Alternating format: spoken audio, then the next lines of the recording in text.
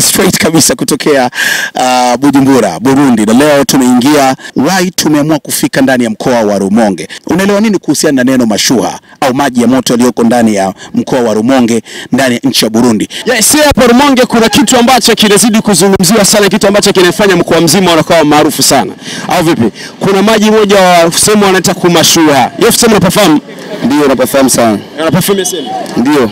Uzuale maji wanasema yanandoa mikosi ya mtu. Ndio kwa akisema kula kisafisha fresh nini nafika hapa. Mimi nishuhudia kweli mguka pona.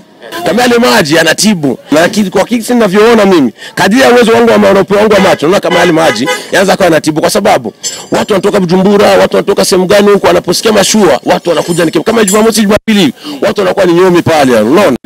Kasema haya maji. Siaje ulipotoka ndani ya ile maji. Yaani joto ile ndio linazidi yani. Moyo wote unafunguka yani, kasema maji bila shaka. Kwa nini mazungumzo nayosikia? Maji yanatibu ndugu yangu. Yanatibu kabisa. Mimi kusi nilivyoingia mgari, jasho zimenifurumia kifuli kibao yani. Kasema maji dawa tu haya. Tunajua tena yani. Kiufupi maji ya mashuha ni maji ya moto, ni kama chemchem, inatoka katikati ya milima tofauti, iko kwenye kata kusema kata ya Mgara, katika wilaya ya Rumonge, tarafa ya Rumonge. Hayo maji watu wengi wamezaliwa wanayaona.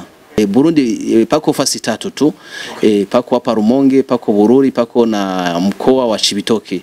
Kwa kifupi sasa tukienda kwa gisi yanatibu hayo maji.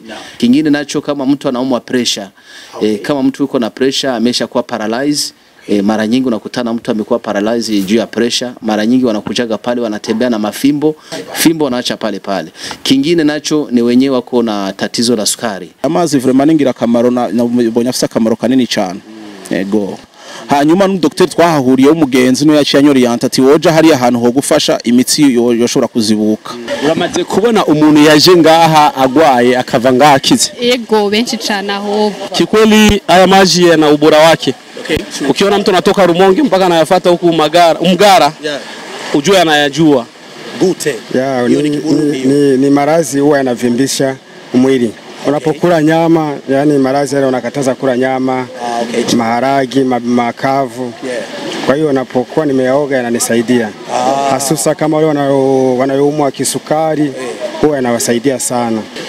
Tunajivunia kitu kama hicho na vile kinaleta uchumi kwetu na kinaleta sifa ambayo ni kubwa sana nchini yetu, kwenye nchi yetu hii.